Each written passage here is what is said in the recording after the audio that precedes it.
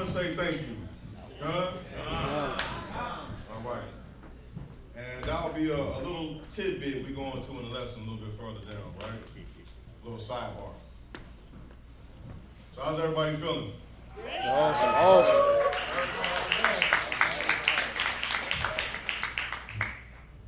All praises. We got Sister Angela here with that new baby. All praises. Right?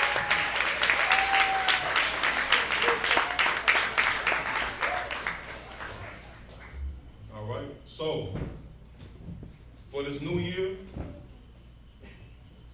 putting things in context, right? On how to start everything afresh, start everything new. We got a lesson called the Sons of Belial. So, to get us to a good start, we got to answer the question, what is Belial? Or who is Belial? Huh? So, starting off, we're going to go to the Strongs. Ready yet? Let's go to the Ungers first.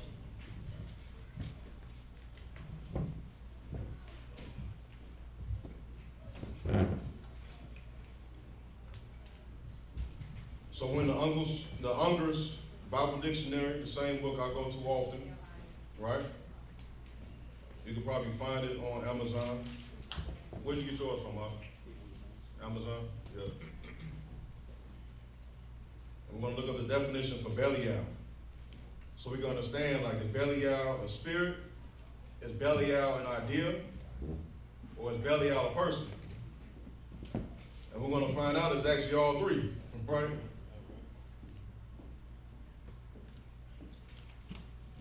If I can remember my alphabet.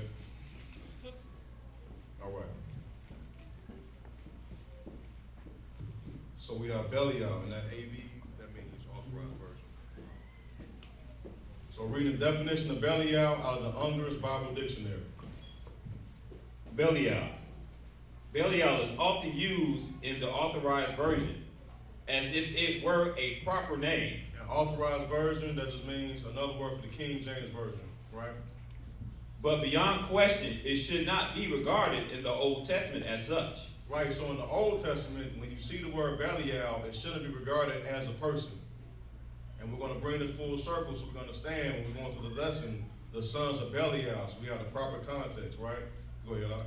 Its meaning being worthlessness. Its meaning being worthlessness. So in the Old Testament, when you see that word, it means worthlessness. Go ahead. Hence, recklessness. Recklessness. Lawless. Lawless. Right? Go ahead.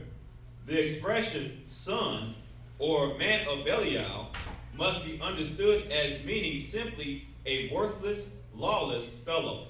So when we see that in the Old Testament, and we're going to go into it a few scriptures, it's a worthless, lawless fellow. So that's somebody, when it says the son, right, that's somebody operating in that spirit of Belial, in the spirit of lawlessness, recklessness, of wickedness, right? And and ironically, when we read the word wicked in the Old Testament, especially in Proverbs, it's the same word. It's just translated into the word wicked. Come? So we got more on there, right? Yep. We could skip over. Well, you can read those scriptures. We're gonna go into it. The scriptures for Belial is in Deuteronomy chapter 13, verse 13. And we're gonna go into these, so don't worry about trying to write them down. The book of Judges chapter 19, verse 22, and the book of Judges chapter 20, verse 13. All right, next paragraph. In the New Testament, the term appears in the best manuscripts in the form Belius and not Belial. So this is a different translation of the word because it's coming from the Greek. Go ahead. As given in the authorized version. The term, as used in 2 Corinthians chapter 6, verse 15, And we're going to go there. is generally understood as applied to Satan. So, Satan ends up the complete, what you'll call personification of this spirit of wickedness, recklessness, and lawlessness. So in the Old Testament, we're going to go there and kind of get a good grasp on what this means to be a son of Belial. And then in the New Testament, we're going to see how it's applied to Satan. Now, he just took that name on. This is his new nickname. He has many names. right? And none of them are good. So starting off, let's get Deuteronomy 13 and 13. Oh, no, I'm sorry. Let's get the Hebrew, the Greek. Just another definition, put things in perspective. Oh, it's more on it? Okay, go ahead. Is generally understood as applied to Satan as the personification of all that is bad. Right. So now we're going to go into the Greek H1100. This is my keyword study Bible. I remember last time I pulled this out, a sister had asked about, what Bible this was. It doesn't really look like this anymore. They kind of updated the edition. But it's the keyword study Bible.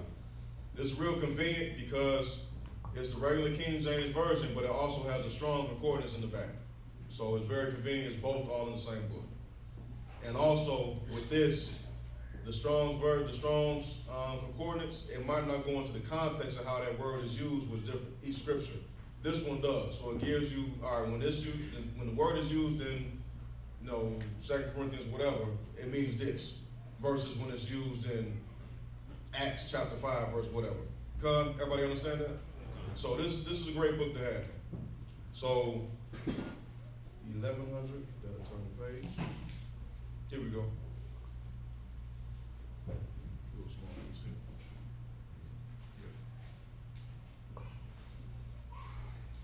Belial. So this is straight from the Hebrew 1100, so H1100, right? Go ahead. Without profit. Without profit, right? Worthlessness. By extension. Destruction. Wickedness. Often in connection with, they have just some other Hebrew words. Belial. Evil. Naughty. Ungodly men. Right. Wicked. And naughty, what does that remind you of? When the elders go into the name of Jehovah, the God of naughtiness, of wickedness. So it's no wonder Satan gets this nickname. Go ahead. A masculine noun of unknown origin, meaning worthlessness. So masculine, so it's always going to be referred to a man, which is even more why Satan gets this nickname. Go ahead. Often a strong moral component in the context suggests the state of being good for nothing. Right, so when you see this word related to somebody or related to Satan, it's a strong moral sense, how morally this person is wicked and evil. Right, go ahead. And therefore expresses the concept of wickedness. It is always used in reference to persons with only two exceptions. Right, so it's always referred to persons, except for two exceptions. Go ahead. Once for a disease and once for a non-specific thing. Right, so this word is even used for a disease, for a plague that came on. Go ahead. But now it's going to go into some characteristics. And we're going to see how these characteristics ruin cities, ruin nations, and guess what? Ruin churches. Go ahead. The term is applied to the hard-hearted, perjurers. Perjurers, those who bear false witness. That's one of the chief laws, to not do. Matthew 18 goes into it. Go ahead. And those promoting rebellion against a king's authority. So those who despise authority, like we read in the New Testament in the letters, so they despise the king's authority, and they also despise another authority. Go ahead, Art. Or God's authority. Or God's authority, because remember, these were rebellious people. Satan was the first rebellion. He was the first rebel ever. Go ahead. This word was not treated as a proper name by the Septuagint translators of the Old Testament, but it does appear in its Greek form as a name for the devil in the Dead Sea Scrolls and in the New Testament. Right, so it doesn't appear as a name like we read before in the Ungers in the Old Testament, but in the New Testament it does, and it's a name for Satan. So when we talk about the sons of Belial, right, we're going to get some more context, but let's first go to a couple scriptures to see when this word was used, right? So let's get Deuteronomy 13 and 13.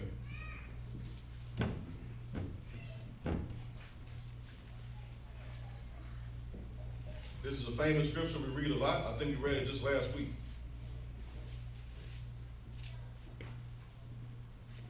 if not last week, the week before. So Deuteronomy 13 and 13. And we're going to see what happens when people are operating in the spirit of Belial, the spirit of wickedness, the spirit of rebellion, the spirit of lawlessness, right?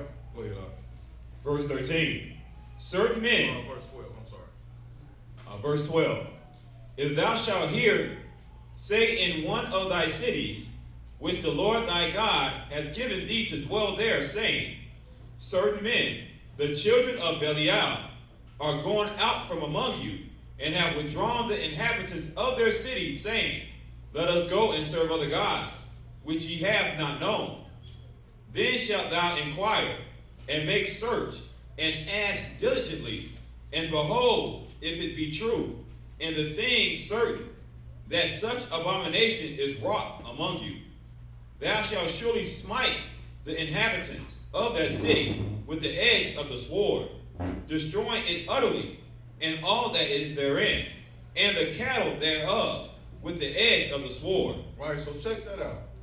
It was in our law that if it was reported where it was certain men operating as the sons of Belial, meaning the sons of wickedness, the sons of rebellion, the sons of lawlessness, you're supposed to search it out, make sure the thing is correct, make sure it's a true report, and then if it was true, kill everybody. Because that's how deep this spirit is. So we're going to go to another scripture. This is probably a horrific story, right? In Judges 19. This story is so horrific that certain translators left out words on purpose because they didn't want the hearers to, the readers to read the correct translation of the words. So we can start at verse 1 actually. And we're going to see straight off from verse 1 why this came about. And it came to pass in those days where there was no king in Israel. So key word, there was no king in Israel. There was no righteous authority over the land. Go ahead. That there was a certain Levite sojourning on the side of Mount Ephraim, who took to him a concubine out of Bethlehem, Judah. Right, so we can skip over. So this man, he had a concubine.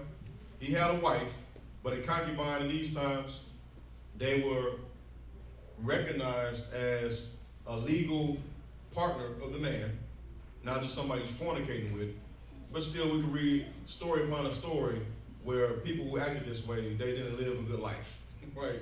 The laws of the Most High came back to bite them at the end of the day, right? Because remember what Christ said, in the beginning it was meant for just man and woman, not man, woman, and 5 concubines, right? So he found out she was stepping out on him. She went out the house, went to her father's house. He went back to his father-in-law's house and tried to get her back, right?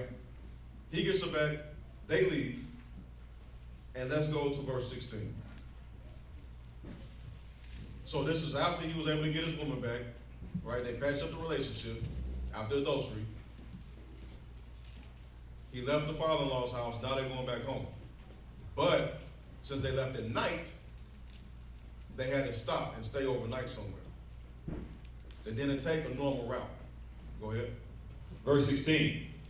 And behold, there came an old man from his work out of the field at even, which was also of Mount Ephraim, and he sojourned in Gibeah. But the men of the place were Benjamites. Right, so as him and his concubine and his servant are roaming around, they're trying to find somewhere to stay. At first they were going to stay in this one city, but he said, no, there's nothing but Gentiles here. We need to go among our brethren, because surely among our brethren we'll get treated with hospitality, right? Because that's part of the law. No, they still roaming the streets, nowhere to stay, until finally another fellow Ephraimite sees him and he compels him to stay with him. Go ahead, up. Verse 17. Because now they're in the land of Benjamin. So Benjamin is like, they don't want to have anything to do with him. He's out in the streets, but a fellow Ephraimite sees him. They start to vibe like, oh, you from Mount Ephraim? Okay, fine, come on, you stay with me. Go ahead. And when he had lifted up his eyes, he saw a wayfaring man in the street of the city. And the old man said, whither goest thou? Right, so let's skip down. They had that conversation. He said, come on with me. Let's go down to verse 21. Verse 21. So he brought him into his house, and gave provender unto the asses, and they washed their feet, and did eat and drink. Right, so verse 22. And this story is about to sound very familiar right now. Go ahead. Now, as they were making their hearts merry, behold, the men of the city, So the men of that city of Gibeah, of the land of Benjamin, go ahead. certain sons of Belial, So certain sons of wickedness, of lawlessness, of rebellion, who didn't respect the authority of the Most High. And best believe if there was a king in Israel, they wouldn't have respected that authority either. Go ahead. beset the house round about, So they surrounded the house. Picture this. They surrounded the house. Go ahead. and beat at the door. They're banging on this man's door. What do they want? What are they demanding? Let's see. What are they demanding? Go ahead. And spake to the master of the house, the old man, saying, Bring forth the man that came into thine house, that we may know him. So there's a mob outside banging on the door, and they want to know this man physically. Just like in Sodom and Gomorrah. Sons of Belial. Go ahead, Art. Verse 23. And the man, the master of the house, went out unto them, and said unto them, So this is his logical conclusion. Well, okay, we're in a tight bunch right now. This is what I can come up with to save our necks. Go ahead. Nay, my brethren, nay, I pray you, do not so wickedly, So don't do this wicked deed, but here, you can do this other slightly less than wicked deed. Go ahead. seeing that this man is come into mine house. Do not this folly. Behold, here is my daughter, Take my daughter. Go ahead. a maiden, and his concubine. And his concubine. So he didn't, but mind you, he didn't snatch the man's concubine. The guy's like, man, that's a great plan. Go ahead. Go ahead. Them I will bring out now, and humble ye them, and do with them what seemeth good unto you. But unto this man do not so vow a thing. And the reason why we're reading this story is so we see the potential of the spirit of Belial. We need to understand the potential of this spirit on what it can drive man to do. Go ahead. Verse 25. But the man would not hearken to him. So the man took his concubine and brought her forth unto them. Right, so the guy, the Levite, he's like, well, they didn't listen to this guy. He has no influence among them, so he came out. He's like, let me do it myself then. He grabbed his concubine and presented them to him. Go ahead. And they knew her, and abused her all the night until the morning. And when the day began to spring, they let her go. Right, so go ahead, we keep reading. Verse 26. So we're going to find out if this man had any compassion or if he was upset about this. Go ahead. Then came the woman in the dawning of the day, and fell down at the door of the man's house, where her Lord was, till it was light. And her Lord rose up in the morning, and opened the doors of the house, and went out to go his way. And behold, the woman, his concubine, was fallen down at the door of the house, and her hands were upon the threshold. And he said unto her, So what did he say? Did he say, I'm sorry, let me banish your wounds? What did he say? Up, and let us be going. Get up. We got to get home. Go ahead. But none answered. Then the man took her up upon his ass, and the man rose up, and gat him unto his place. And now let's see the evil scheme that this man comes up with. This is the only logical conclusion people can come to when they're ruled by the spirit of Belial. Go ahead. Verse 29. And when he was come into his house, he took a knife, and laid hold on his concubine, and divided her, together with her bones, into 12 pieces, and sent her into all the coast of Israel. And it was so, that all that saw it said, there was no such deed done, nor seen from the day that the children of Israel came up out of the land of Egypt unto this day. Consider of it, take advice, and speak your minds. Right, so what this man did was he sent pieces of her body throughout the 12 regions of Israel, of the land, with the report saying like, hey, this is what happened to my concubine in the land of Benjamin. So when you read the next chapter, we're not going to go into it. This is his plea that judgment needs to happen. Is this man insane?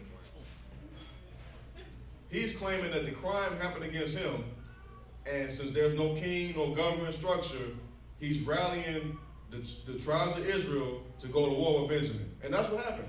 They had him going to war. A war happened because this man's insanity. We think that the sons of Belial was just in Benjamin. No, it was this guy too. It was all of Israel. He should have been the first one killed. Then the guy who let him in his house, and then all the criminals. Then the rest of the city, according to the law in Deuteronomy 13. Right? So let's skip over to 2 Corinthians. So now remember, in the Old Testament, it's used to describe people's what you call characteristics. Now we're going to see in the New Testament how this word is used as Satan's nickname. But remember that we're in Corinthians, so this applies to the church directly. It's not just some good words, some advice that Paul has given us. He's leaving for the ages. He's writing to the church of Corinth because they're dealing with this stuff. They're dealing with the spirit of Belial because they let Belial himself into their church. Is that understood? So as the new year, we have to make sure if Belial is here, he gets kicked out. Because a little leaven leavens the whole lump. And we got to start working on purging that leaven out, especially come, about 2 weeks from now. 2 weeks from now, we're going to be sitting in the David L. Lawrence Center, most of us, right? Getting ready to hear Elder Ricard, probably watch the play, I don't know, right? And then what? Take communion. Well, we take communion Friday, but still, everybody can understand, right? Make sure we're on the same page here. The whole moral of the story is we got to start purging this leaven, and we got to purge Belial himself out of us, out of our homes, out of our lives, out of this church. Because he definitely wants to be up in here. He wants to sit right next to you. He wants to hold his arm around you and start sweet talking you. So let's get 2 Corinthians 6 and 11.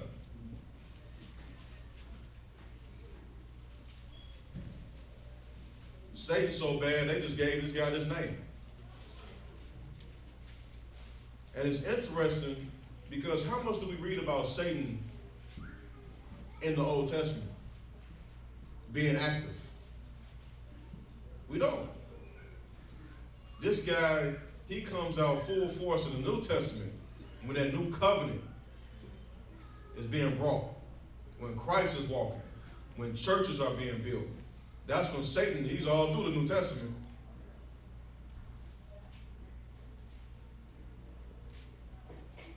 The spirit that he walks in was present in the Old Testament. But he personified that, and he's there, live in the flesh. So 2 Corinthians 6 and 11. I have it.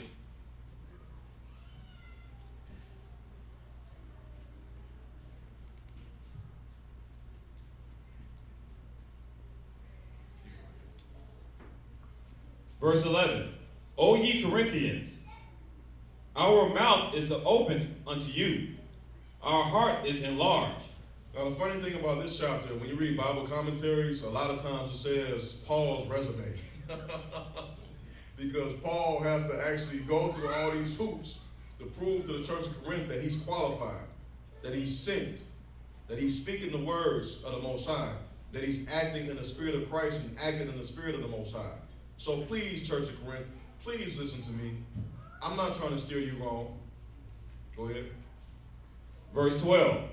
Ye are not straitened in us, but ye are straitened in your own bowels. So your heart and your mind and your spirit isn't focused on what we're saying. In other translations, to let you know, it's saying You're straitened, or you have a narrow focus in your own lusts and your own affections in your flesh. The church of Corinth was known to be carnal. Go ahead. Verse 13.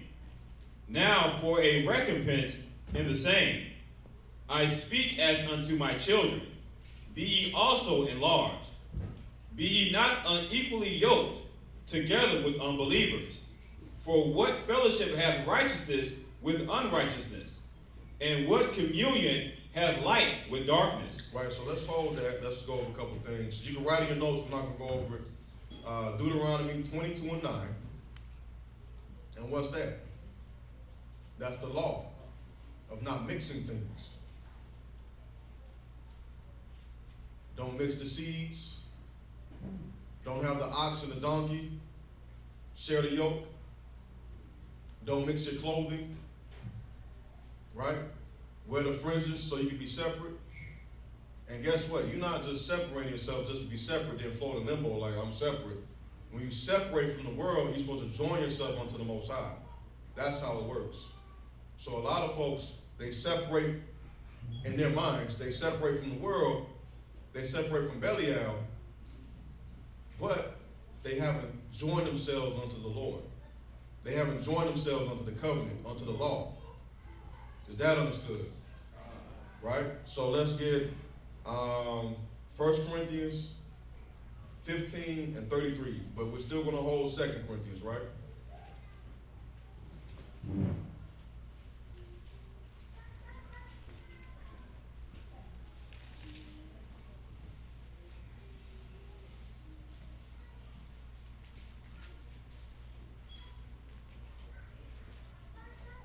And remember with this chapter, we read this, I think it was last week. It's about how we're going to get our eternal bodies. Letting us remember, well, more specifically, the Church of Corinth, on how not to lean so much on your carnal body, your carnal flesh. Because at the end of the day, you're going to get an eternal body. So separate yourself from these carnal desires, this carnal lust, these things that's attached to your flesh, the things that Belial influences. Go ahead. Verse 33. Be not deceived. Evil communications corrupt good manners. Right. And Paul, he's actually quoting, when you do the research, he's quoting from a poet, a Greek poet that was famous in those days. And it says more so, evil behavior corrupts good manners. So we think that we can be equally yoked. We go back to 2 Corinthians. We think that we can be equally yoked with the world. We think we can be equally yoked with the music we used to listen to, the places we used to be at, the streets we used to ride down, the feelings we used to get riding down Lakeshore Drive, riding past 63rd and Hayes Street. We think we'd be equally yoked from it, with that, but we can't. It's impossible. Why? Because bit by bit it influences you. And Paul is trying to warn you. Hey, read that verse again, where was it? In 2 Corinthians, verse 14. Be ye not unequally yoked together with unbelievers. Right, you can't. You can't say like, well, you know, it's just one night. Because one night turns into many.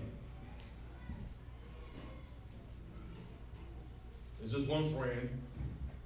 Well, hey, you're going to be influenced by that one friend because he's working with the spirit and the power of Belial. Right? Go ahead, verse 15. And what concord hath Christ with Belial?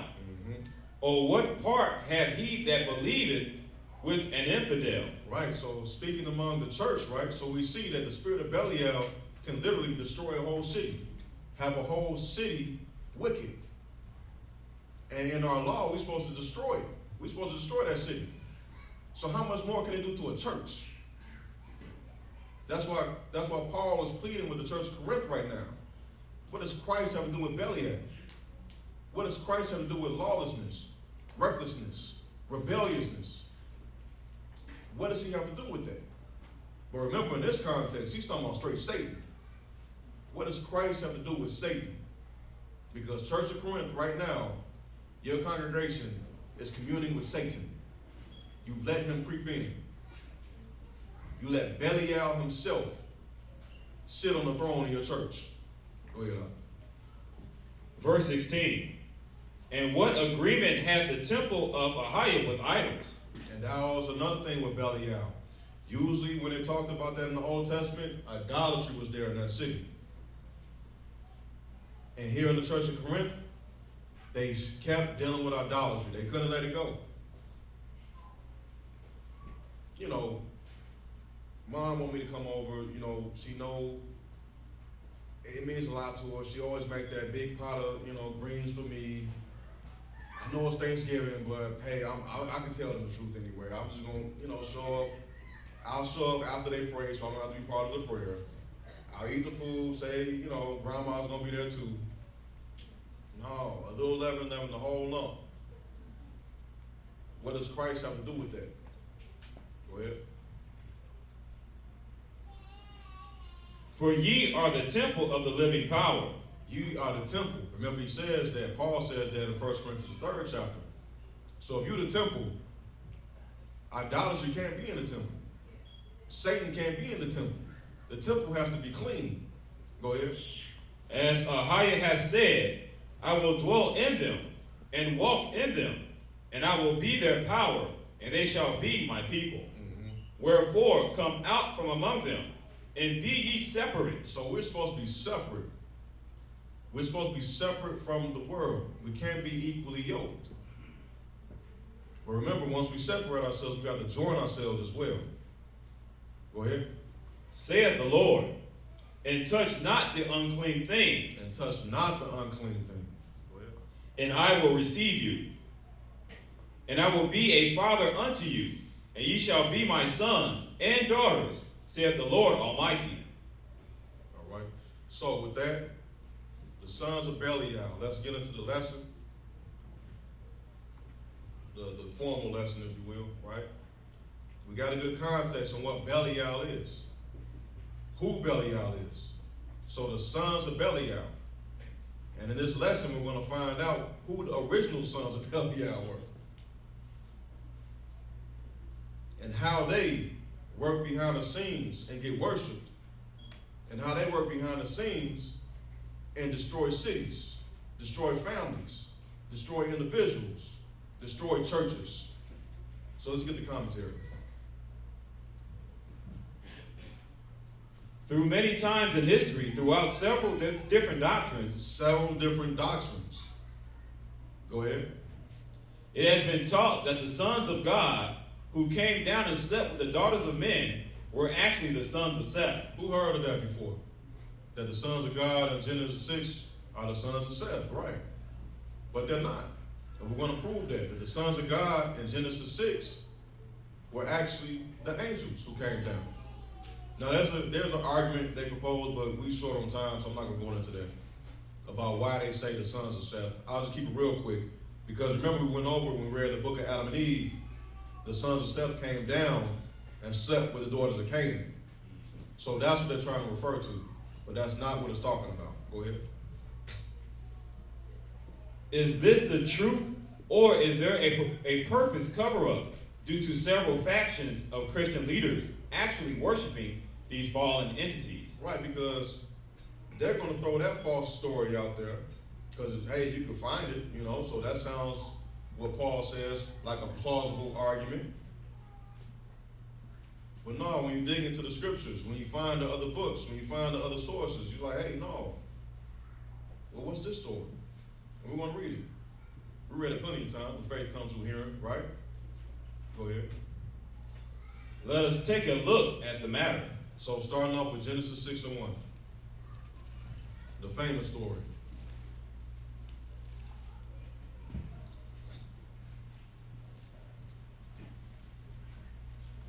So with this lesson, we're going to start off going into identifying who the sons of Belial are.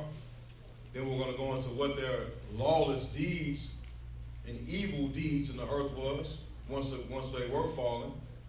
We're going to talk about their judgment. Then we're going to touch on those evil, wicked leaders who worship the true sons of Belial in private. Go ahead. Genesis chapter 6, starting at verse 1.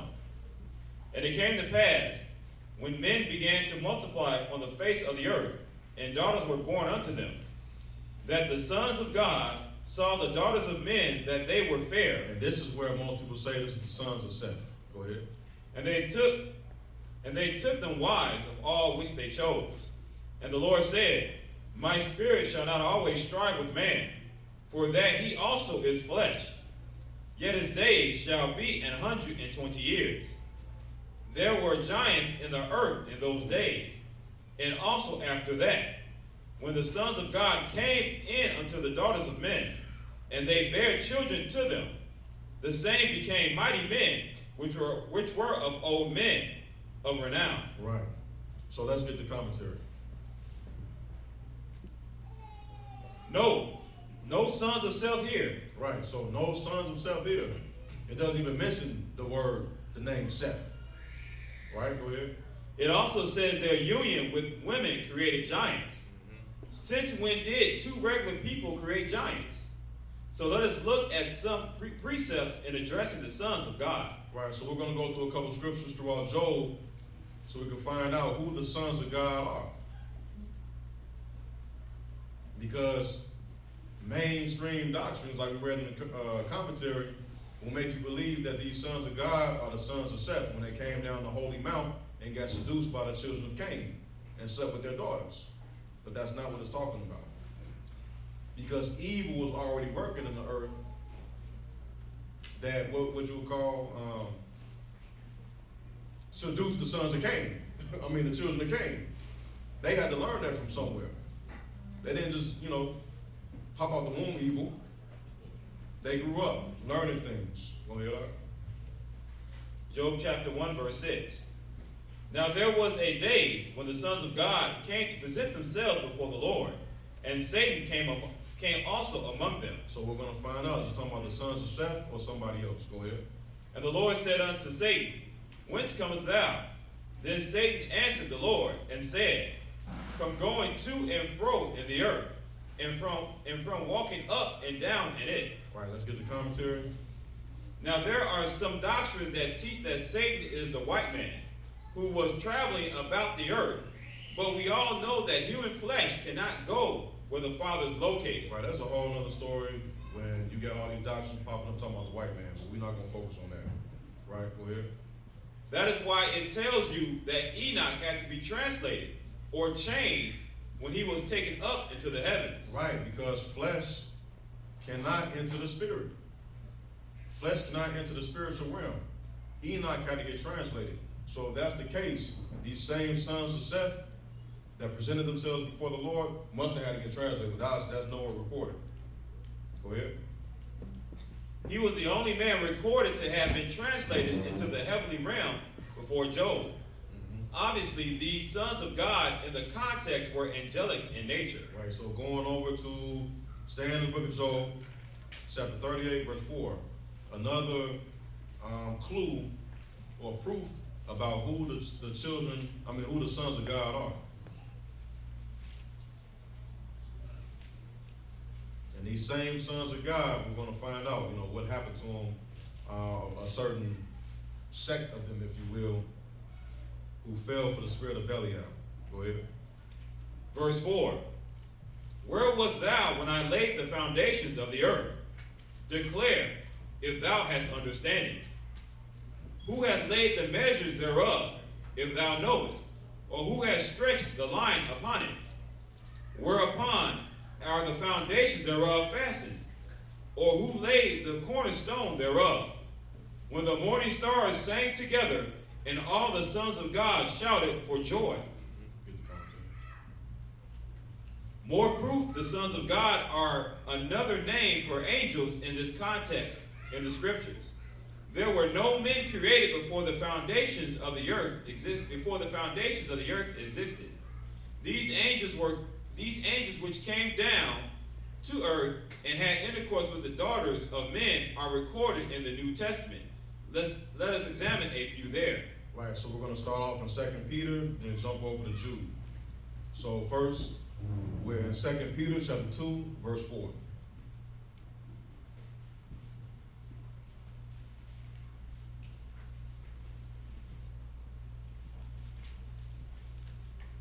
Verse 4.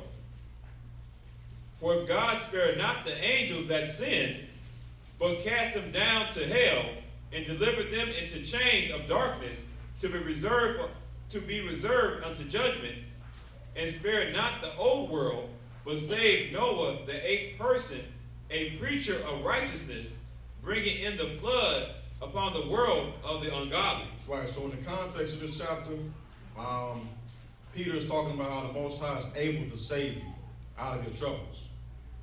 Right? But he gives the example of the fallen angels who sinned in old times. He's referring to what happened we read in Genesis, the 6th chapter. Go ahead.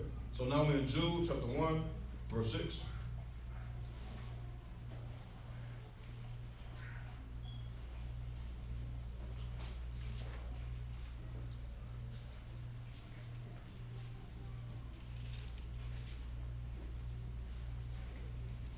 Verse 6.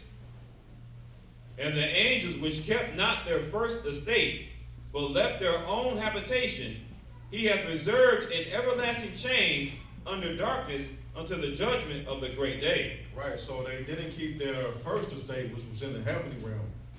Right? But it says they left their own habitation.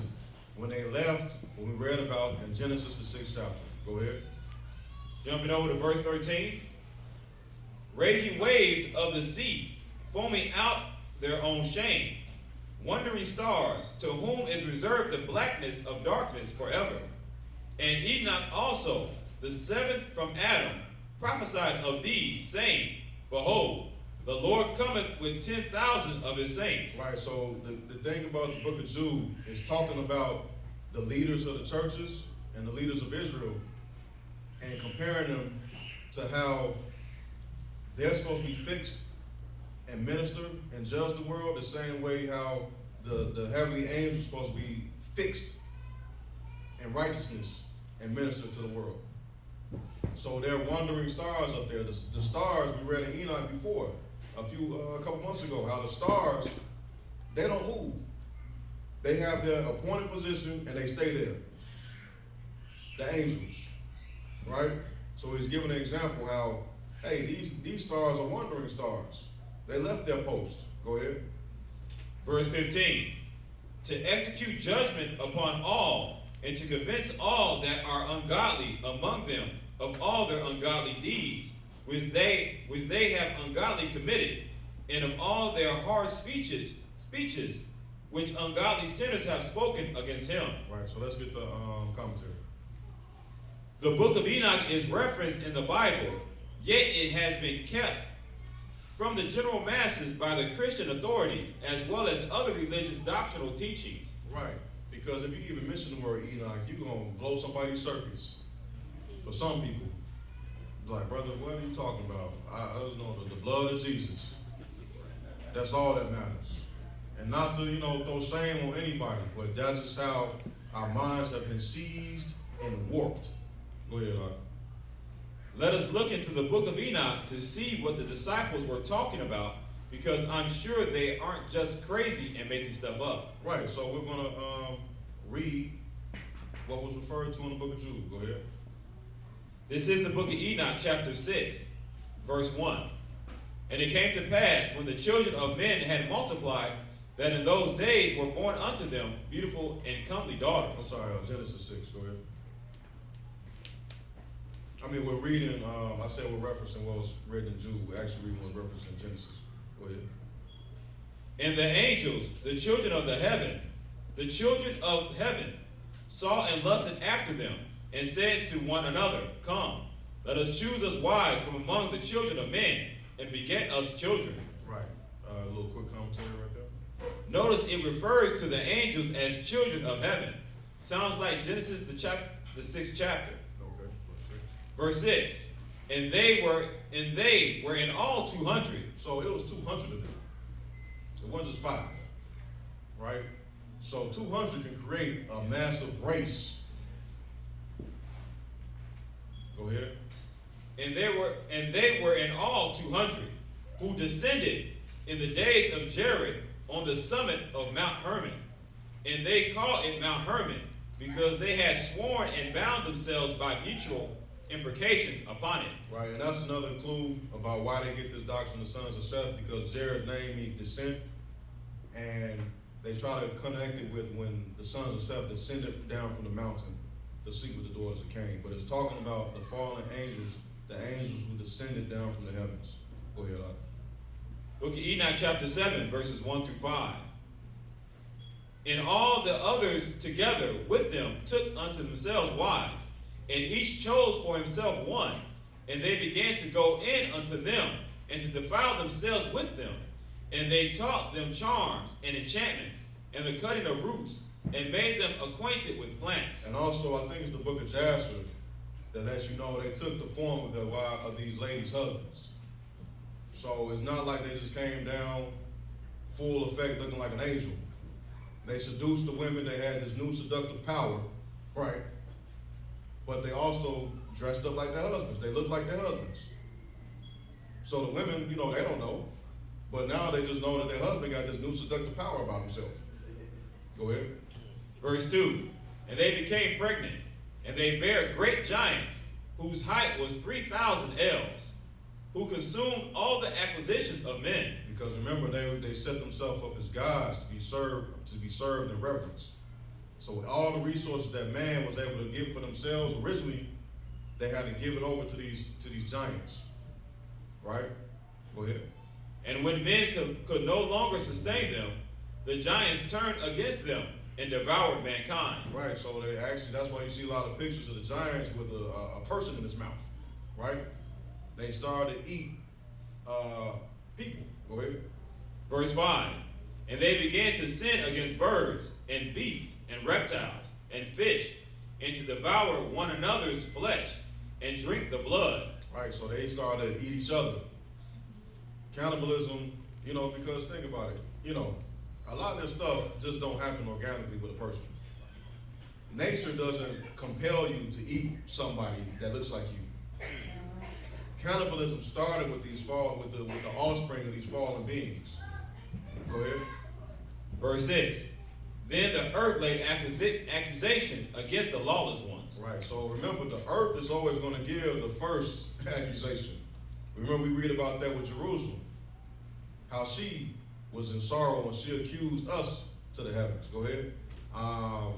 So we in we got commentary. Yeah.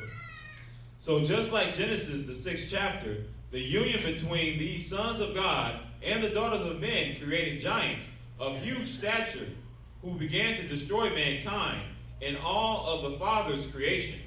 They taught men many forms of wickedness in which the whole world became corrupt. Right, because like I said earlier, it's not like the children of Cain just came out the womb wicked. They had to learn these things and get conditioned. Belial had to work with them. The true children of Belial had to work with them and teach them. So now we're in chapter 8, verse 1. We'll get into some specific things that were taught, right? And the fallen angel taught men to make swords and knives and shields and breastplates, and made known to them the metals of the earth, and the art of working them, and bracelets and ornaments, and the use of antimony, and the beautifying of the eyelids, and all kinds of costly stones, and all coloring tinctures. I don't think it's in here, but they also taught them how to make, wine and stuff like that. So that's why, the sons of Seth, they couldn't take it when they saw this. And remember the story? The women was down there, dressed in all kind of fashion with colorful dresses on. So that's already appealing to the eyes. Not consistent with colorful dresses on, but that's what happened because the sons of Seth, they didn't know what was going on. They saw them partying down there drinking. They were like, what is this? We on this boring mountain praying, and we don't even know if he hears us. Down there, they hear us, right? But that was all taught by the fallen angels. So the sons of Seth couldn't have been the ones that came down. It was the fallen ones, the angels came down who had to teach man evil first. Go ahead. Verse 2. And there arose much godlessness, and they committed fornication, and they were led astray. Right, because, hey, they knew the path, but they was led astray. And became corrupt in all their ways. And the fallen angel taught enchantments and root cuttings, the resolving of enchantments, and astrology, and the constellations, and the knowledge of the clouds. Remember we went into it a few weeks ago about how they understood the weather. I mean, us, modern day. That this didn't come because Tom Skilling is so smart, right? It's because this stuff was taught to man back in these times. Every little thing, it could be so much that that's just common knowledge to us that we take for granted, thinking that man is just so smart that we came up with this. But no, we were seduced and influenced into this way of thinking, into this type of behavior. So it's just common for, hey, we see these things. Yeah, that's just common, right? Go ahead. And the signs of the earth, and the signs of the sun, and the course of the moon. And as men perished, they cried, and their cry went up to heaven. So all these things came down to man and seemed alluring. It bit or it scratched that itch of curiosity that we have. And they was able to make this seem like this is what we need to know. But at the end of the day, it did us no good. It says what? And as men perished, they perished because this knowledge came down. It wasn't no profit, because remember one of the words that went with Belial was to no profit. It was all vain to learn these things. We was better off staying up on the holy mount praying. It sounded like a boring life to us on the south side of Chicago, but that was the reality of it. Go ahead, Doc. It's the book of Enoch, chapter 10, verses 1 through 6. Then said the Most High, the Holy and Great One spake, and sent Uriel to the son of Lamech, and said to him, Go to Noah and tell him in my name, hide thyself, and reveal to him the end that is approaching. And check that out. The first command from the Most High to Noah is what? Hide. Hide, because you will be influenced. I need you to hide, Noah. He ain't tell him to build the ark first. He didn't give him any type of instructions first about anything that we normally read. First command from the heavens. The first message from an angel is hide. Go ahead, Doc. Hide thyself, and reveal to him the end that is approaching, that the whole earth will be destroyed, and a deluge is about to come upon the whole earth, and will destroy all that is on it. And now instruct him that he may escape, and his seed may be preserved for all the generations of the world. And again the Lord said to Raphael, Bind this fallen angel hand and foot, and cast him into the darkness, and make an opening in the desert, which is in Belial, and cast him therein. Right, and just something about hide, right? I just want to talk about this real quick. Think about what we need to hide from, because we all got our own little personal things, right? You might need to hide your phone. You may need to hide the remote. You may need to hide your car keys. I don't know. You may need to hide the food that's stocked up in your refrigerator. I don't know. You may need to hide from the people that's calling you, tempting you. You may need to hide from the job that you think is the right one for you. I don't know. But think about what you may need to hide from. Go ahead. Verse 5. And place upon him rough and jagged rocks, and cover him with darkness, and let him abide there forever, and cover his face, that he may not see light. Right, so Azazel, the reason why there's so much attention paid to Azazel, we usually read it in the Day of Atonement, but in I think it's the same chapter, in another verse, that it was written that we can ascribe all sin to Azazel. So Azazel was a special case, right? He had to be put down, bound in chains and darkness, so he could never see light again. Right? Go ahead. Verse 6.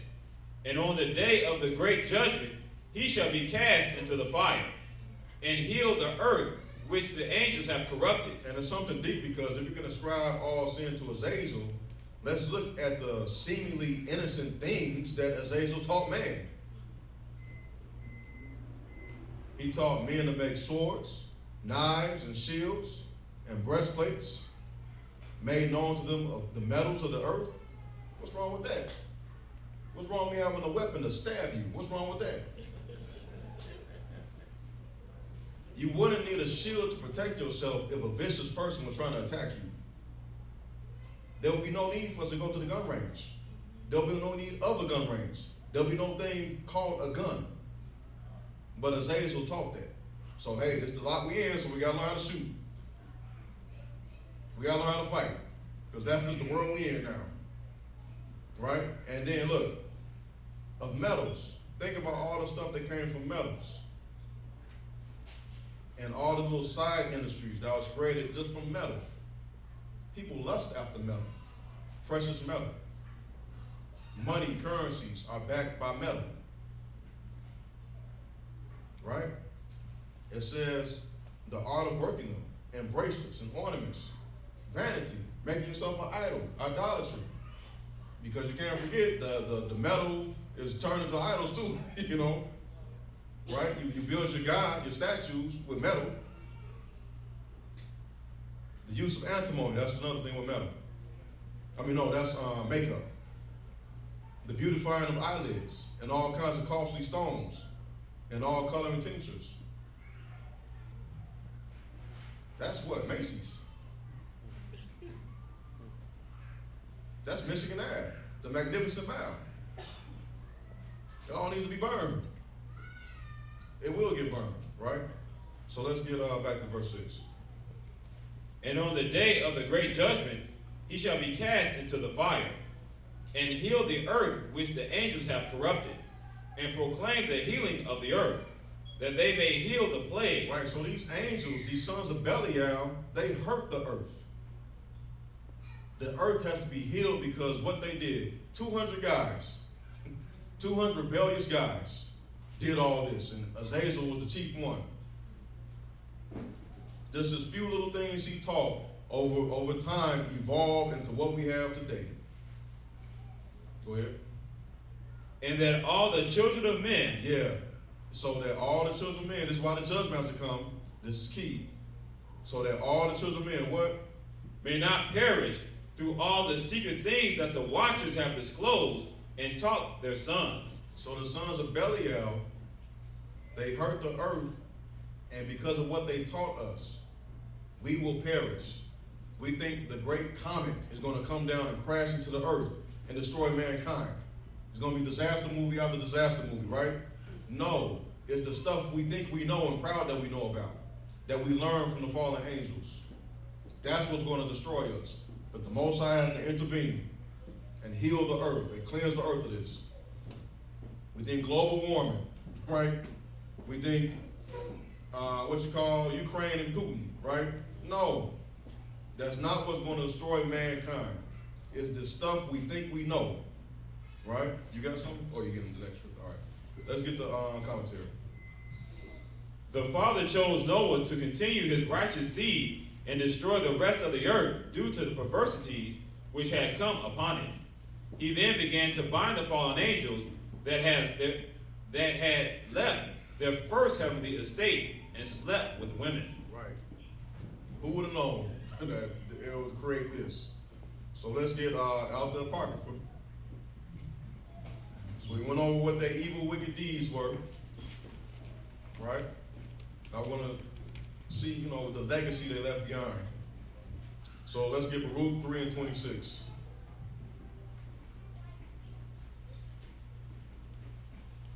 So out the Apocrypha, Baruch 3 and 26. And Baruch 3, when you read it in its entirety, it's a great chapter. Because it's talking about how the wisdom of the, right? We're just talking about the wisdom, right?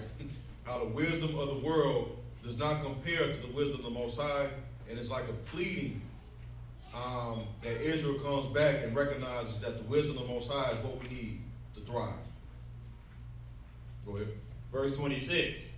There were the giants, famous from the beginning, that were of so great stature and so expert in war. Right, so these guys were expert in war.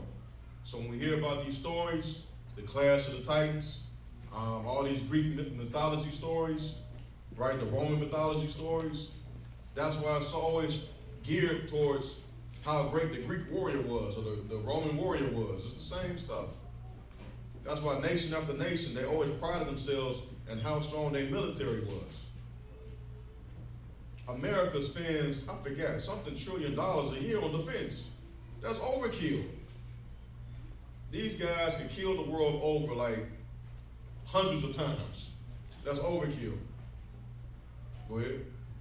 Verse 27. Those did not the Lord choose. The Most High didn't. They were famous. They were great. They were expert at war. They were of large stature, but the Most High didn't choose them. Go ahead. Neither gave he the way of knowledge unto them. They had no knowledge. They thought they did, but they were not given any knowledge from the heavens. Go ahead. But they were destroyed because they had no wisdom and perished through their own foolishness. And I think this is just, my own thoughts. I think that's why when we do see movies with giants in them, whether it's a cartoon or a real life movie, they're usually kind of fumbling around and, kind of stupid and, right? They had no wisdom. They were foolish. All they had was their brute strength, right? And we see that spirit a lot in the world today. Let's get the commentary. These giants were of extraordinary height and strength, yet they were not chosen nor created by the Father. Right, so skipping along to Amos chapter 2, verse 9. We're going to continue to talk about these children, the legacy that the sons of Belial left behind.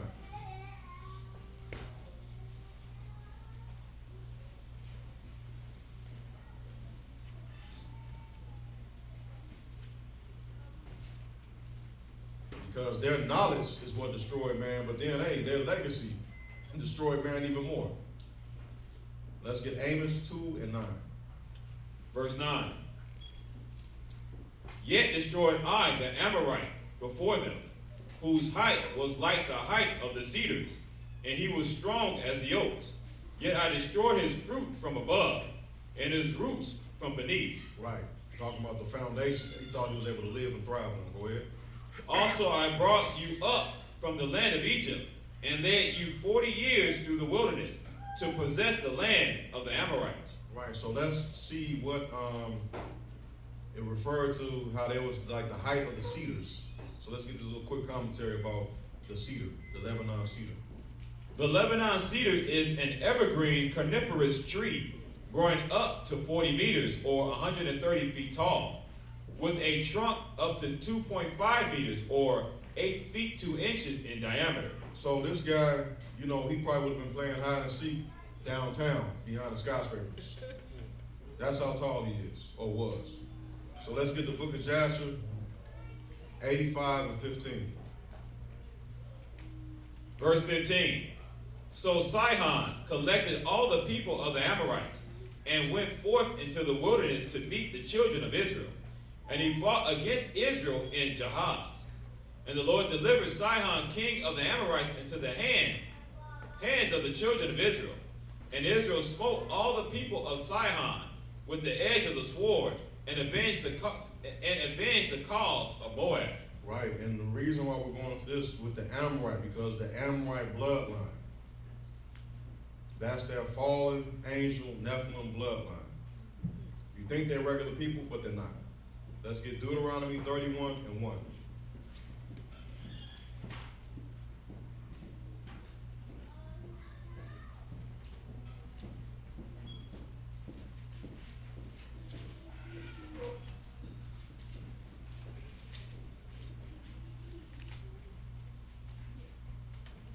Deuteronomy chapter 31, verse 1. Another story out of the scriptures about these two kings we read about, Sihon and Og. Go ahead.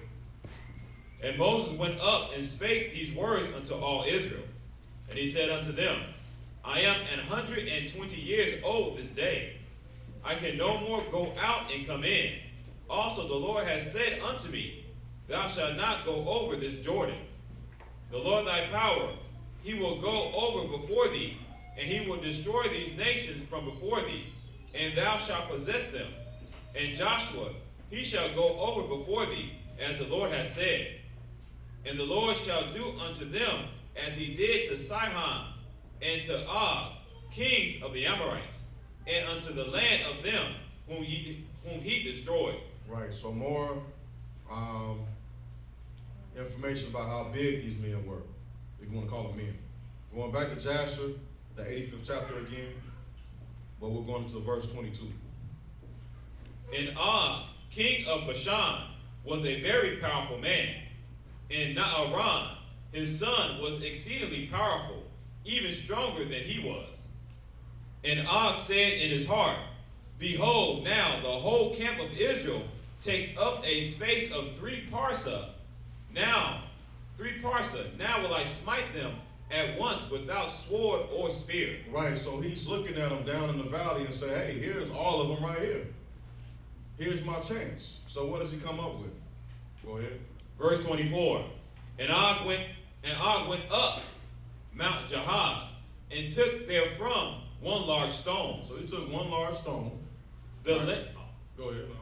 the length of which was 3 parsa. So 3 parsa, keep that in mind. He placed it on his head, and resolved to throw it upon the camp of the children of Israel, to smite all the Israelites with that stone. So this wasn't some magic stone that once he threw it, it was going to keep flying through everybody. No, this is one big giant stone that can land on everybody. Right? Go ahead. Verse 25. And the angel of the Lord came and pierced the stone upon the head of Og. And the stone fell upon the neck of Og, that Og fell to the earth on account of the weight of the stone upon his neck. Right. And I think Elder Ricard went over this. If not, I want to say I heard it from him. But if you ever seen, I think his name is Atlas. When he's holding the Greek guy, he was punished. So his punishment was he had to hold the earth on his shoulders.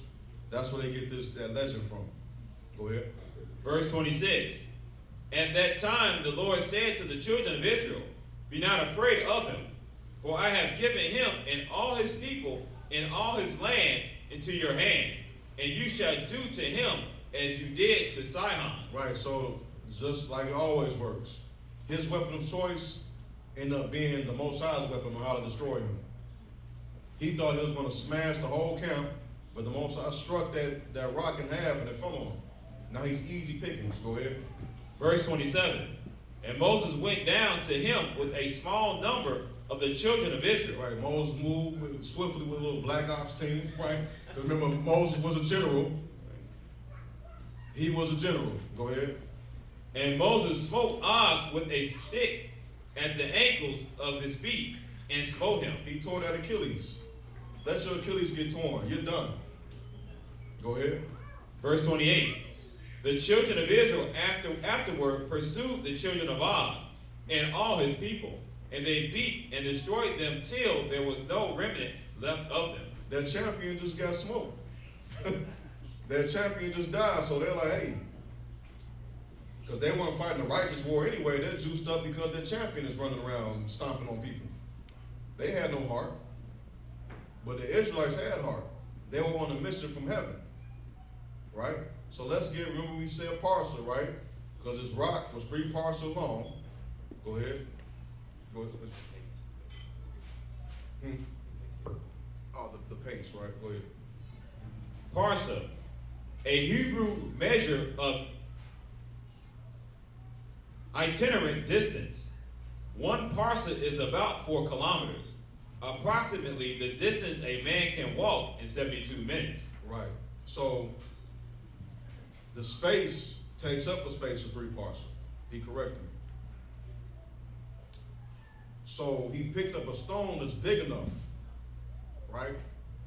And if you walk casually with a nice brisk walk, but not too fast, but you can still hold a conversation, you can walk a mile in 20 minutes. So basically, this is a little bit over 3 miles. Now, this might sound far-fetched, but hey, remember, this guy's already big, But at the same time, how many times have we seen Superman and believe like, okay, yeah, he can pick up a whole building. Sure, he's Superman. Where they get this stuff from? Superman easily just hold a plane with one hand. They get this stuff from these guys. They're champions, right? So let's get Deuteronomy 3 and 11. We're going to read about how big Og's, what you call his casket or sarcophagus was.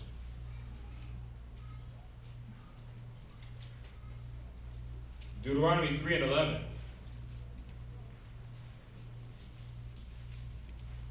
For only Og, king of Bashan, remained of the remnant of giants. Behold, his bedstead was a bedstead of iron. When you look into that word, it's a casket or a sarcophagus. Go ahead. Is it not in Rabbah of the children of Ammon? 9 cubits was the length thereof, and 4 cubits the breadth of it, and after the cubit of a man. Right, so let's get the commentary. His bedstead or coffin was about 13 or 14 feet in length and 6 feet in width. The depth of the coffin is unknown, as also the condition of how he was placed in it, but it gives us a good idea of how massive he was. Right, so it's saying that to say because a lot of times if you've seen those pictures with the giants laid up, they're usually like in the fetal position. So you can imagine this guy, he's laid up in the fetal position or whatever, right? Whatever, how, you know, he's arranged, and that's 14 feet long. So, you know, you can imagine we're not going to spend the time on giving this guy a proper burial anyway, making sure his casket is the correct size anyway, so who cares? It's I, the destroyer of nations, right? So we're just going to dump him in there. So still, that just shows how massive he is. We got more in the commentary. He is said to have survived the flood through old legends of him, hence the statement, only he remained of the giants. Right, because as the legend says, he was holding on to the boat. He's basically, okay, he has to be massive if he's able to hold on to the boat, right? He's able to hold on to the ark and survive the water from the flood. You have to be large, right? Go ahead, Ark.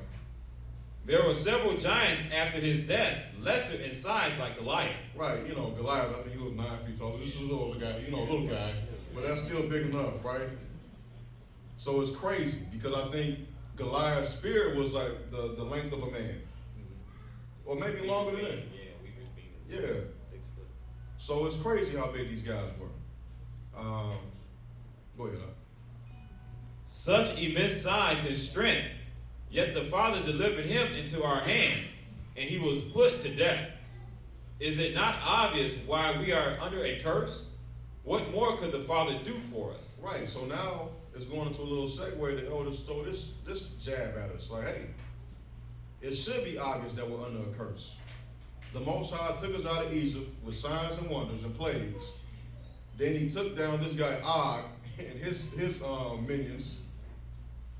All we had to do was listen, because it's apparent he would do anything for us to make sure we're safe. So let's get more on that. Psalms 82 and 5.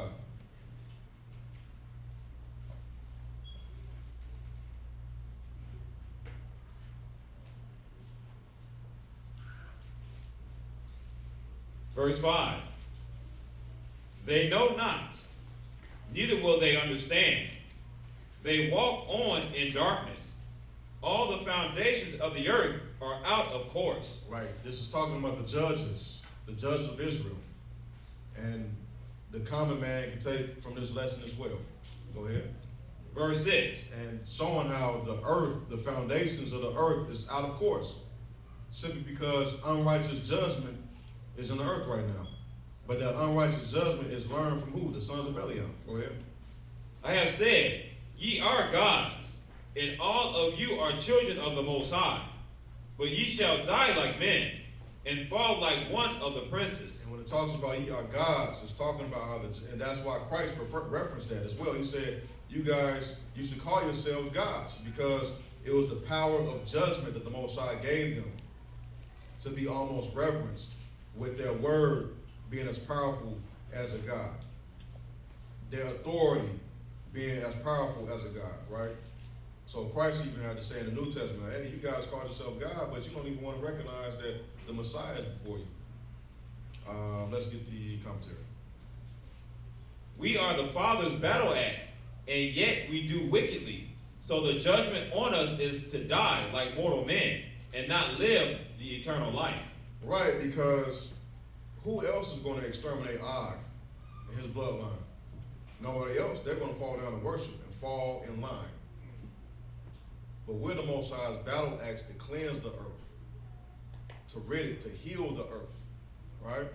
So let's get Jeremiah 51 and 19. So it's something else to think about. Like, when you're talking with somebody, have the mindset that you're not trying to debate, that you're not trying to prove them wrong. You're giving them. You're in a giving posture. You're giving to them the gospel so they can heal. You're giving to them the gospel so they can be relieved of the evil spirits of Belial. You're giving to them the gospel because the gospel is your sword, your weapon, because we're the Most High's battle axe. So let's get Jeremiah 51 and 19. Verse 19. The portion of Jacob is not like them, for he is the former of all things, and Israel is the rod of his inheritance. The Lord of hosts is his name. Thou art my battle axe and weapons of war.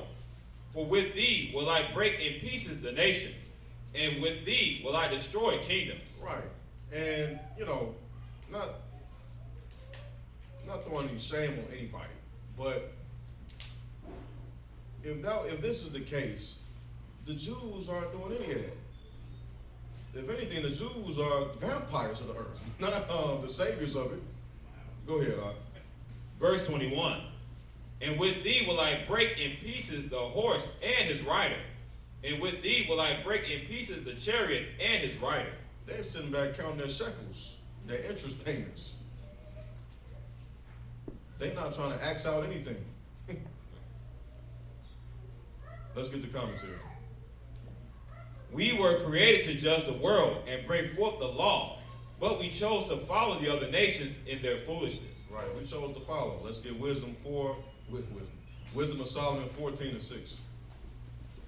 For in the old time also, when the proud giants perished, the hope of the world governed by thy hand escaped in a weak vessel, and left to all ages a seed of generation.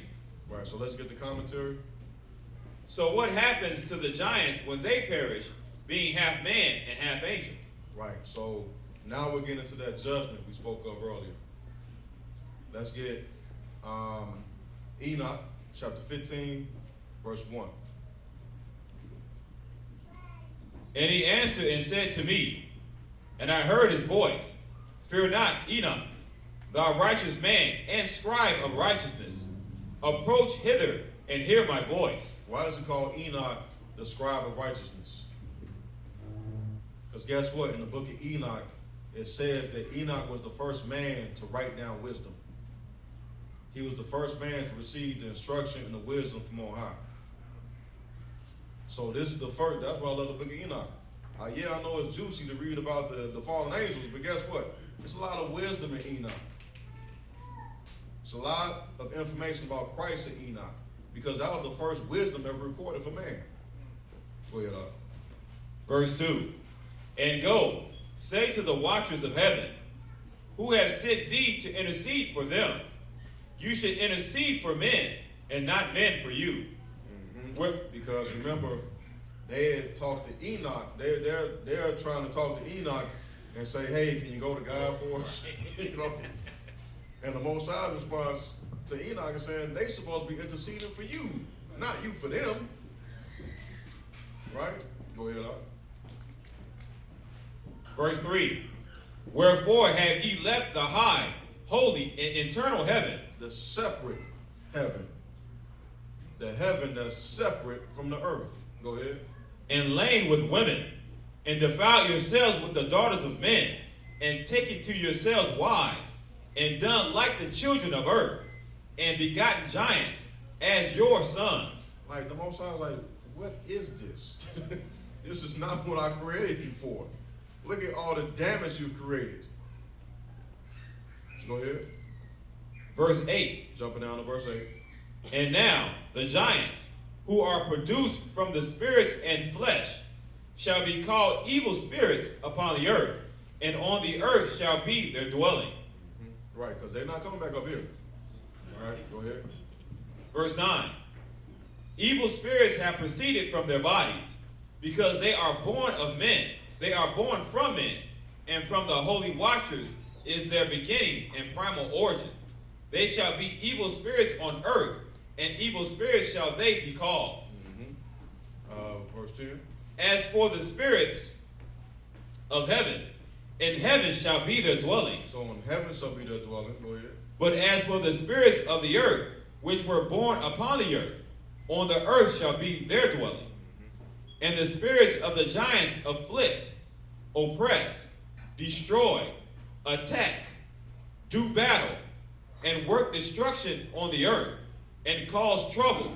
They take no food, but nevertheless hunger and thirst, and cause offenses. And remember we talked about be ye not unequally yoked? And it says, but nevertheless hunger and thirst.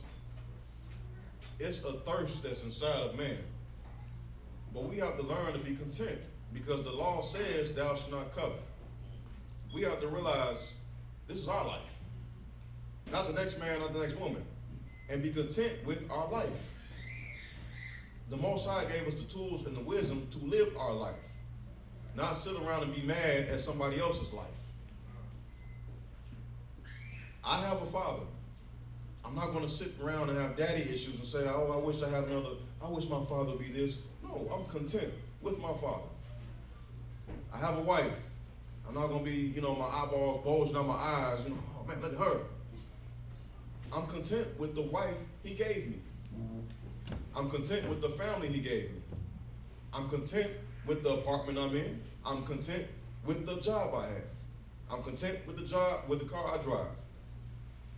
Because that's the lot he gave me right now. This is the life he gave me. I can't be mad. This is my life. I'm not going to hunger and thirst. Go ahead. And with the deacon saying content, it's not the same thing as being slothful. Exactly. You still have to have some, what they use the term gumption about you. So, using that same content, not being content, I'm in my mama's basement. Right. Not content, man, I got this CTA bus pass. That's the wrong content. Right. You know what I'm That's saying? not even content. Right, that's not even, okay, that's not even content. So there's a difference in what the deacon's talking about as far as that not going above and exceeding what you have because you see someone else has it. So. Right. And being content meaning like you're not going to have that hunger and thirst to envy what somebody else has, because that makes you not work for it. That makes you take shortcuts. You will and you deal. You can always strive for more and strive for better. Just hey, you want more? Set up your life so more can come in. It's that simple. You want a better job? Set up your life so hey, a new job can come in. Don't cover the next man because he got degrees, he got 20, 30 years in the trades. y'all, no, you ain't got to be jealous of somebody else. They work for that. That man, hey, he's a military veteran. He, used to be an airplane mechanic. He got all these mechanical skills. Now he got a good job. He been at his job for 15, 20 years. Now in his retirement, got a good family. Brother Charles, right? We got a good position in the church, right? We can't be envying somebody else's life. You live your own life. So don't get ruled by this hunger and thirst that ever lasts, that can never get satisfied. Come. A little leaven the whole lump, right? Go ahead, Otto. And these spirits shall rise up against the children of men and against the women, because they have proceeded from them. Let's get the commentary. Almost done. A few more scriptures. These giants are then, after death, free to roam the planet as demons. Right, and it's a scripture in James. It says, because our faith without works is dead. And it says, hey, just because you believe, that doesn't mean anything, because the devils believe as well. Okay. So, and they shake and tremble. We watch these movies, what's the thing with the clown, we get scared of the demons and the spirits. No, they're scared of us. They attack, they do battle.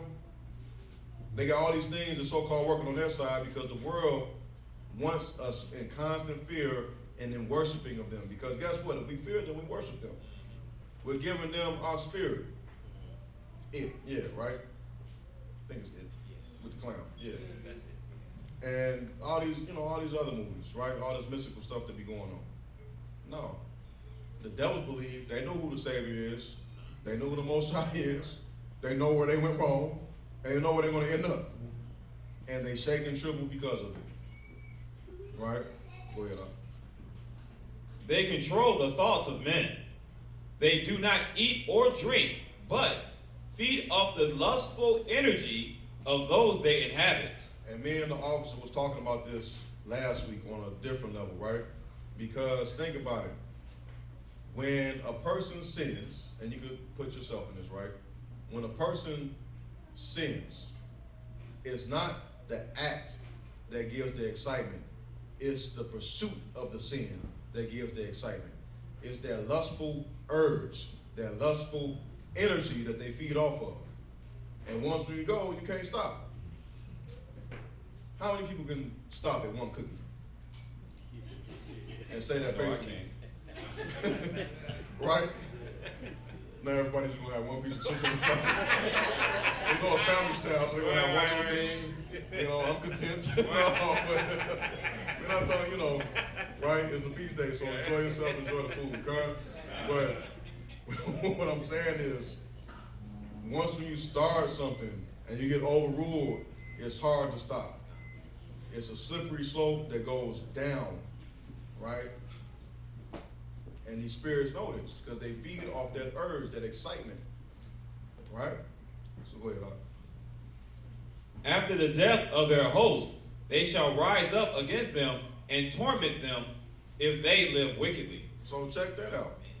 They're not finished with you when you die. And it's probably even worse after that, right? That, oh, you thought you left? No, now it's even more, Now it's really going to turn into the poltergeist, what you see. That's when they really have control over you, right? So let's get the Testament of AHRAYAH, 6 and 4. For the latter ends of men do show their righteousness or unrighteousness. Right, so the latter end of men. Just like how the scriptures also say, like, hey, that man could have lived a whole righteous life, but at the end of his days, if he went off, that's what it is. That was the sum of his life. Or if he had lived wickedly, but at the end came full circle and started to live righteously, that's his lot. That's why, the 11th hour, when the workers come at the 11th hour, they get paid the same. And the Most High had explained to us, I'm not unfair. You are, because you went against me. I already laid out the rules. You went against my rules and tried to condemn me. His rules was fair, and he was straight up about it. Right? Go ahead, Doc. For the latter ends of men do show their righteousness or unrighteousness when they meet the angels of the Lord and of Satan. Right, because that's the judgment. You're either going left or you're either going right. There's no more wiggle room. Go ahead. Verse 5. For when the soul departs trouble, it is tormented by the evil spirit, which also it served in lust and evil works. Right, so think about that. Whatever spirit a person serves in their lust, that same spirit, like we just read in the commentary, is going to be the one that torments them as they wait the final judgment of fire. And there was this movie I watched. It's a silly movie, right? One of those DC movies with superheroes. But the evil spirits was roaming the earth. They got let loose, and they were hideous. So you're going to be tormented by these hideous looking creatures. It was the spirit of greed, the spirit of lust, the spirit of slothfulness, and these things look hideous. Right? We got more on that? No, the commentary. Yep. Is there more proof that some demons function within the earth until the day of judgment? Right. So let's get Matthew 8 and 27 showing how these demons are still allowed.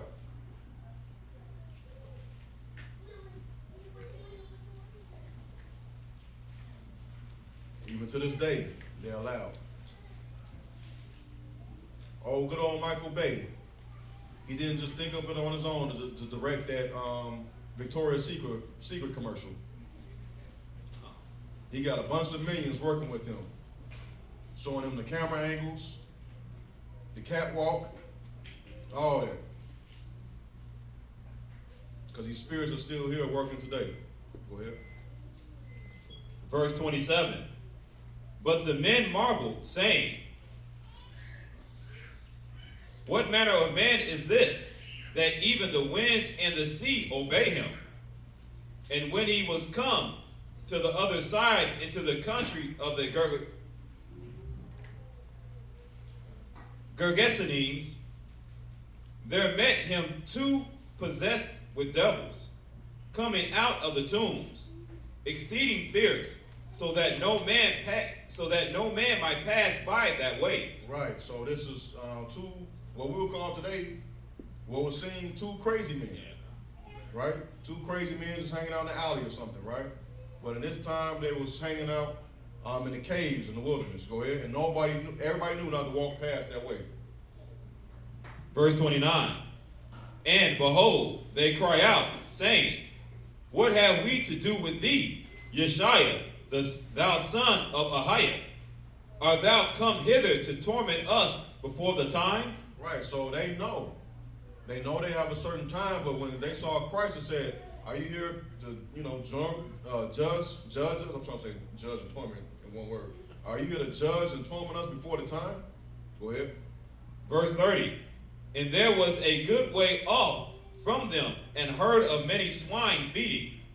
So the devils besought him, saying, if thou cast us out, suffer us to go away into the herd of swine. Right. And he said unto them, go. And when they were come out, they went into the herd of swine, and behold, the whole herd of swine ran violently down a steep place into the sea, and perished in the waters. Let's get the commentary. The evil spirits of these dead giants are in fact in the earth, causing mayhem until their day of judgment. Though we are all the creation of the Father, and considered the sons of God, in the context given, as we can now see, it is referring to angels, which left the heavenly realm and committed wicked acts. So why is this easy to understand and find information being hid? Right, so why is this, we just read through this, is now crystal clear that the sons of God, the sons of Belial, they're not the sons of Seth, they're the fallen angels. So the question arises, why is it easy to understand, but the information is on his head? Go ahead. It conflicts with doctrines of men, which are not of the Holy Spirit. That's the key right there. It conflicts with the doctrine of men. I said in the first opening commentary about the church leaders, right? The wicked leaders. So let's get 2 Corinthians 11 and 13. We're going to round this out. Just a couple more scriptures.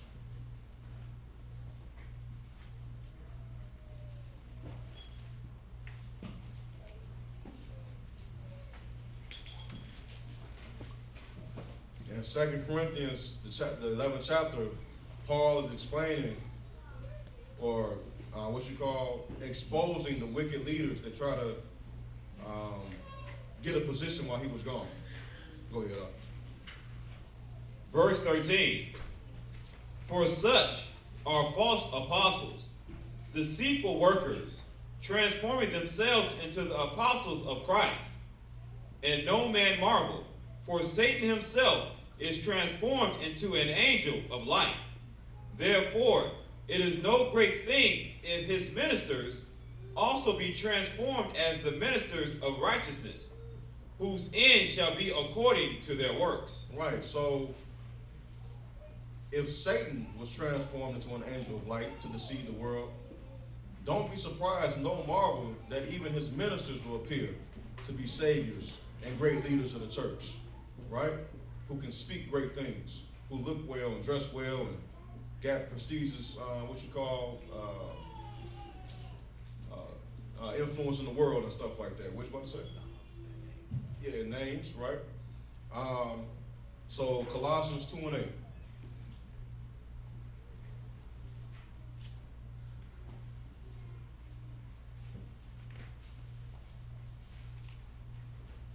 Once again, talking about the people who want to stick with Judaism that was in the church of Colossus, trying to influence and use their power in the Jewish world, that world, to influence, the unsuspecting Christians in the church of Colossus, right? They may have been believers, but they were still trying to work their own agenda. Go ahead. Colossians chapter 2, starting at verse 8. Wicked leaders. Beware, lest any man spoil you through philosophy and vain deceit, after the tradition of men, after the rudiments of the world, and not after Christ. For in him dwelleth all the fullness of the Godhead bodily, and ye are complete in him, which is the head of all principality and power. So it's the same spirit that's moving with the leaders, with the religious leaders today. Right? So let's get Ezekiel 13:9, last scripture.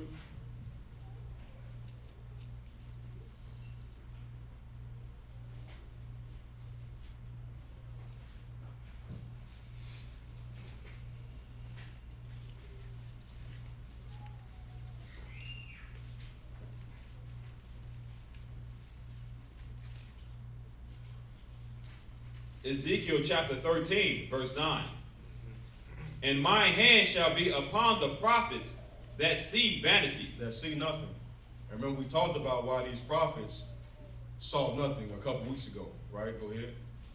And the divine lies, they shall not be in the assembly of my people, neither shall they be written in the writing of the house of Israel, neither shall they enter into the land of Israel, and ye shall know that I am the Lord God.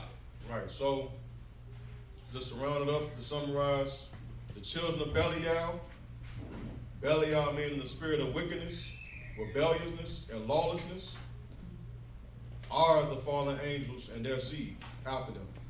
And remember, Belial was Satan himself in the New Testament. So in other words, we can say that the sons of Satan, right? Another name for this lesson, the sons of Satan, right? So with that, we're going to say all praise be to the Most High and Shalom. Let's give the Most High another hand.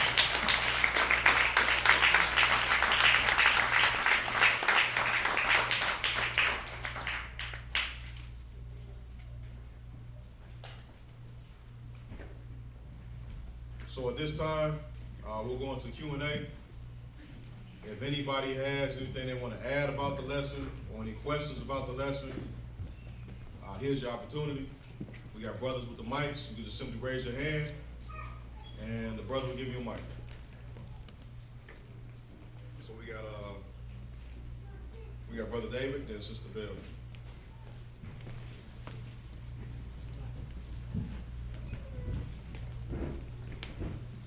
Shalom. I had a question in regards to, you were touching on the fallen angels, that they gave the technology how to use makeup. In Ahab and Jezebel, that situation when Yahoo was coming for her, she put that makeup on her face.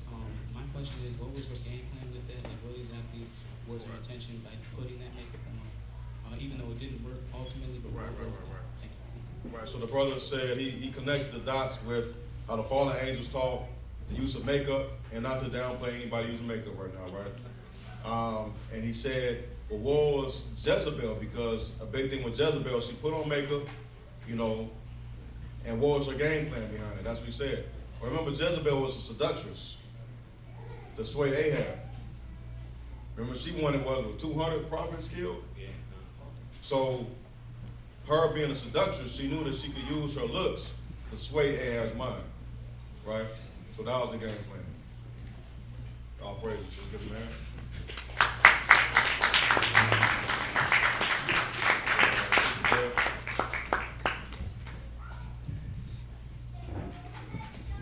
Yeah, I had a quick question. When it refers to they sinned against the animals, was that in reference to genetic splicing? What is the sin? Yep, absolutely. Yep, Genetic absolutely. splicing? Because you can reference it in Jasher as well. Yep, Okay. I yep, wasn't sure. absolutely. Okay. Yep, all praises.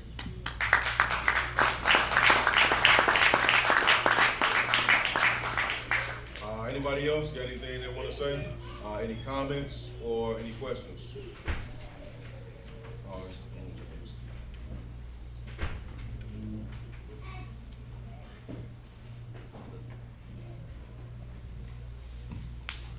Shalom. I just want to add, it was another scripture there that went along with the lesson. It was Jasher 3, verse 23. Just to kind of add that edification on the distinction between sons of men and sons of God. You want to read it up? Yeah. So it says, Joshua chapter 3, verse 23. And in some time after, when the kings and princes and the sons of men were speaking to Enoch, and Enoch was teaching them the ways of God, behold, an angel of the Lord then called unto Enoch from heaven, and wished to bring him up to heaven, and make him reign there over the sons of God, as he had reigned over the sons of men upon the earth. Just showing the clear distinction between it, that's all. Hey, all praises, that was a good one. If y'all don't know, like Brother Keith, he's like a righteous spy, if you will, with information.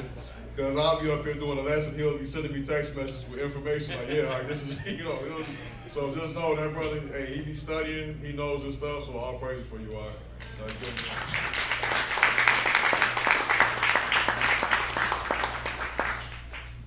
Anybody else want to add anything?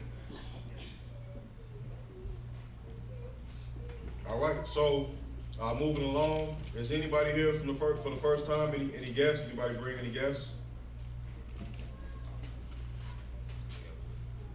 Oh, yep. The proud father back there, right? Shalom, everybody. Shalom.